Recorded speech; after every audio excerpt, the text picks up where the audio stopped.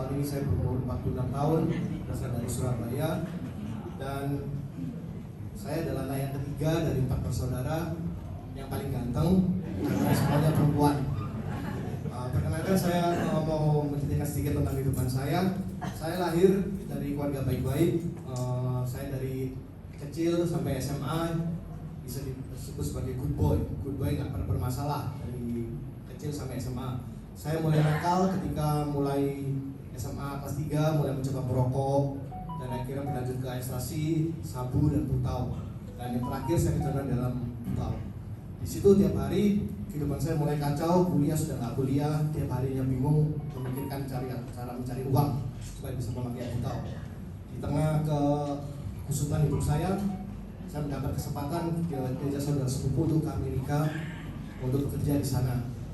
Dan akhirnya saya berangkat ke sana, ke Amerika tahun 2001. 6 tahun setengah saya di sana. Saya mau berubah untuk menjadi orang yang lebih baik di sana. Tetapi pada tahun-tahun pertama saja saya benar di sana, saya bisa mencari uang dengan baik, dengan benar. Tetapi yang memasuki tahun-tahun kedua, hidup saya juga sama seperti yang dahulu.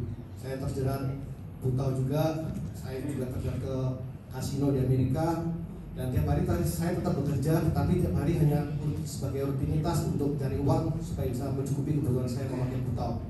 Kalau teman-teman saya dan sepupu saya di Amerika semuanya pada sukses ya, mereka bekerja, mereka mencari uang, mereka beli rumah, beli mobil, beli tanah.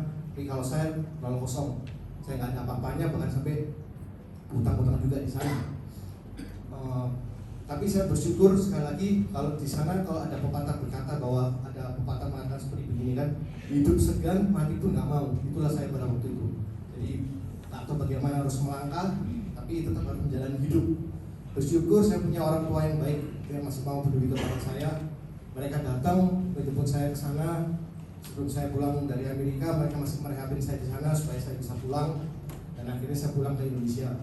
Kalau mereka nggak menjemput, saya nggak bisa pulang ke sana ya.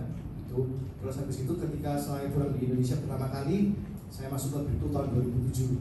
2007 saya 2 tahun setengah di Brito pertama kali. Setelah itu saya keluar, ternyata di Brito selama 2 tahun setengah merupakan waktu yang kurang cukup menurut saya ya. Ketika saya keluar, saya juga masih belum bisa menghargai anugerah Tuhan dan hidup saya. Saya tetap jatuh dalam hidup saya yang lama.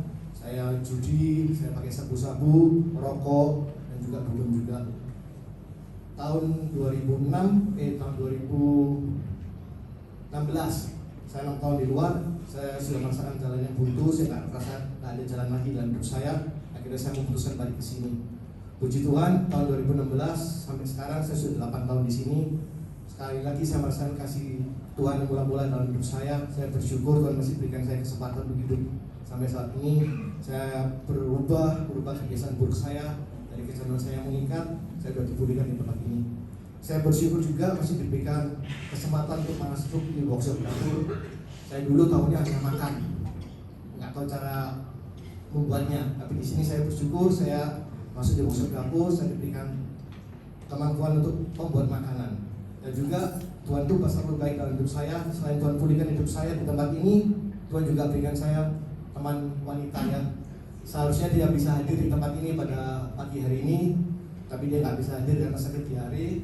Dan kami merencanakan nanti pada tanggal 16 November kita akan ada acara lamaran. Saya mohon juga